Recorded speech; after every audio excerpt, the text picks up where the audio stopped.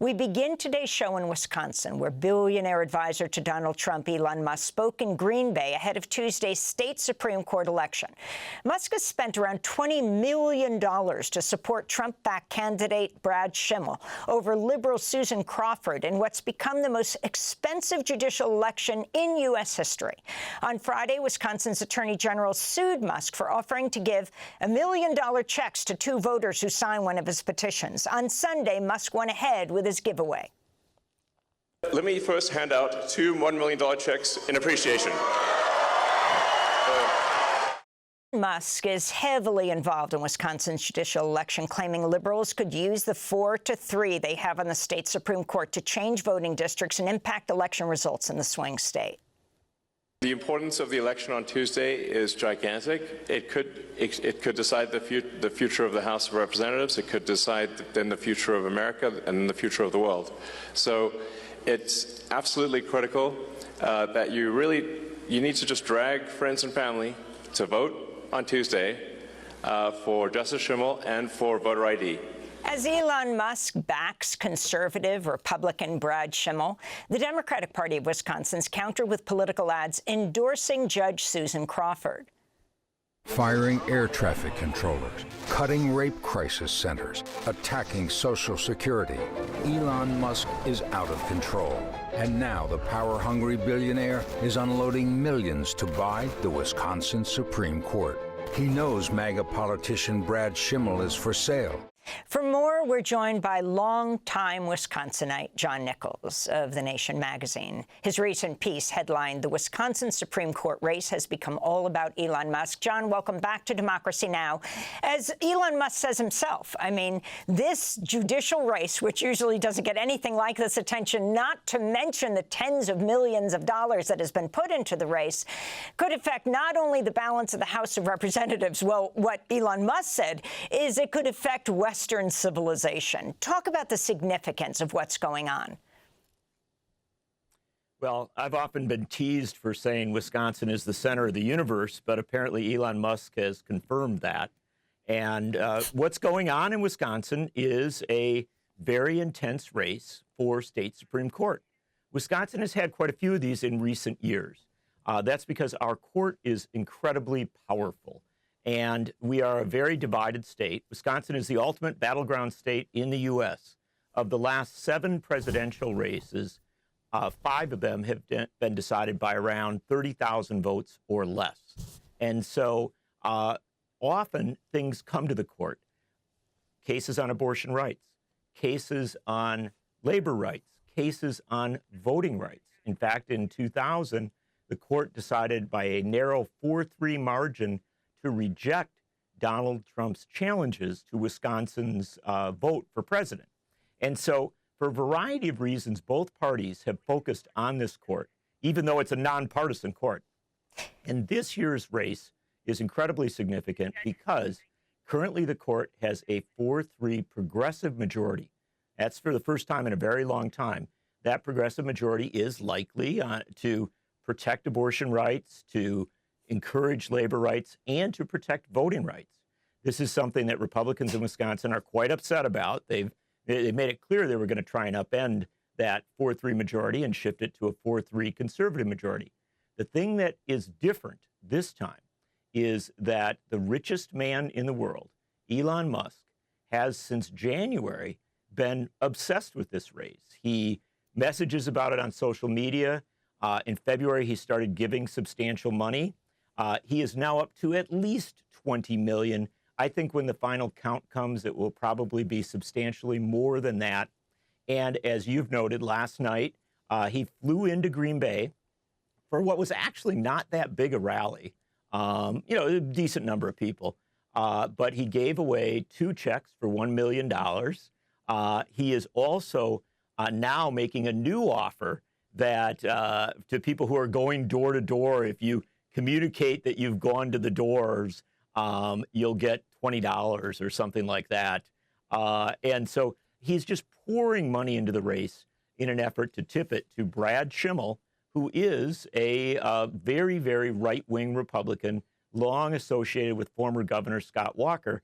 And if Schimmel gets on the court, I mean, there's very little doubt that he will rule in a very friendly way, not just to Republicans, but particularly to corporate interests. And I think that's what really interests Elon Musk. His position on abortion, very quickly, John?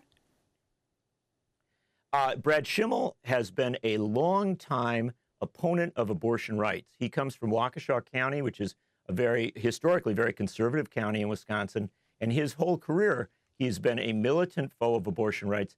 That's a big deal because Wisconsin has a battle going on about an 1849 law that effectively bans abortion. And if Schimmel went on the court, it is within the realm of reason that that law could be reanimated. I want to turn to the televised debate on Wisconsin's Supreme Court election between Schimmel and Crawford, both judges. In this clip, Schimmel's asked if he would ever rule against President Trump if a case ever came into his courtroom.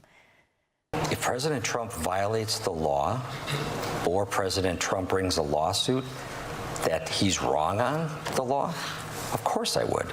I don't have any personal loyalty to him that supersedes the oath I take as a judge.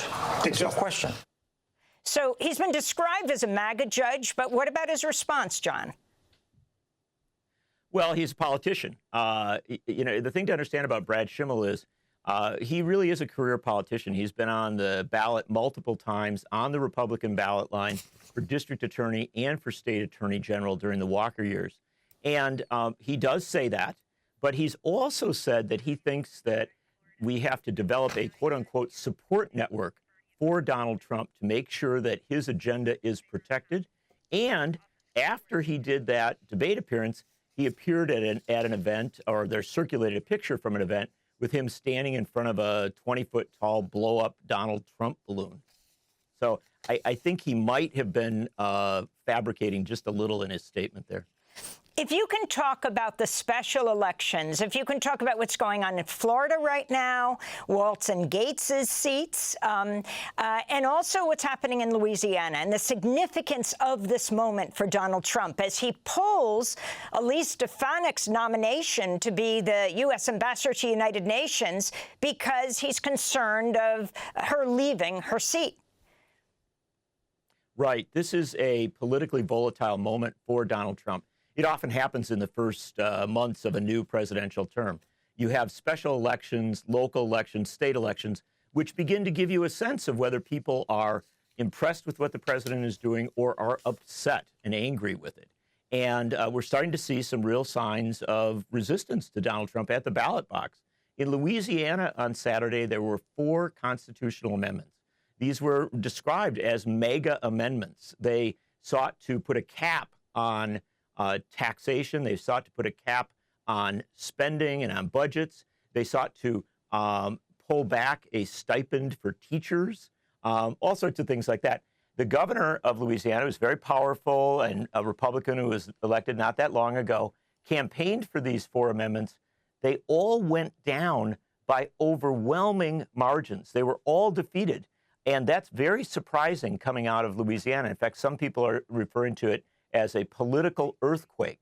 And what happened was you had a very significant turnout of black and working class voters mobilized by a coalition that was saying this is a real problem.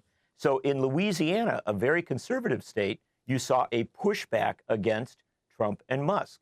On Tuesday, you have the Wisconsin race, which has become, center of political news in the U.S. and even around the world.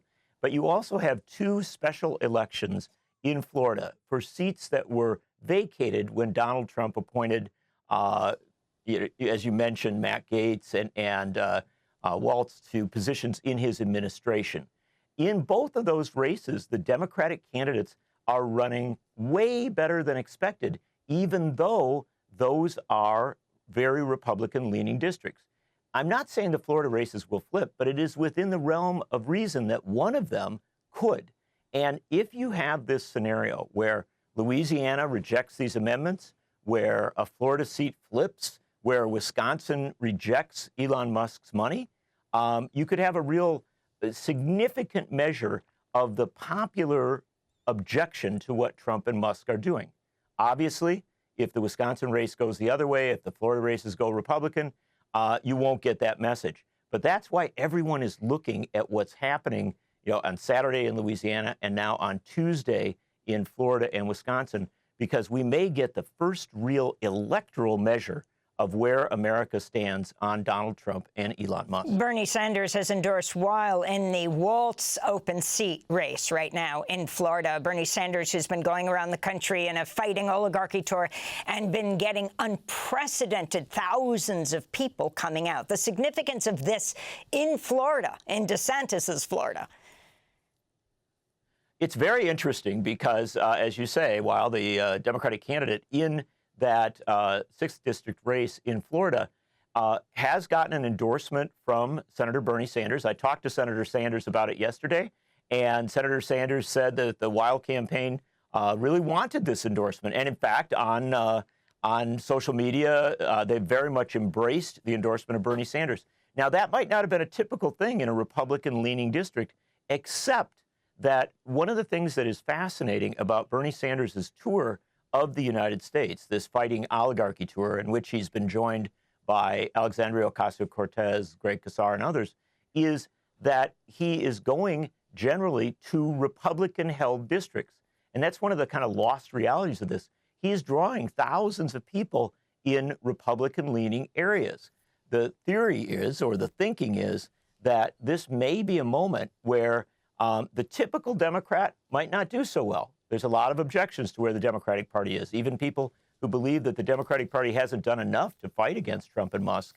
But there is a high degree of buy-in, if you will, for Bernie Sanders' message that billionaires should not be controlling our government.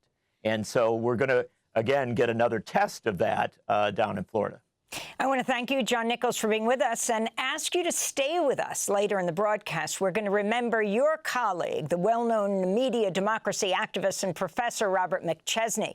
John Nichols is the nation's national affairs correspondent, and we'll link to your piece, The Wisconsin Supreme Court Race Has Become All About Musk.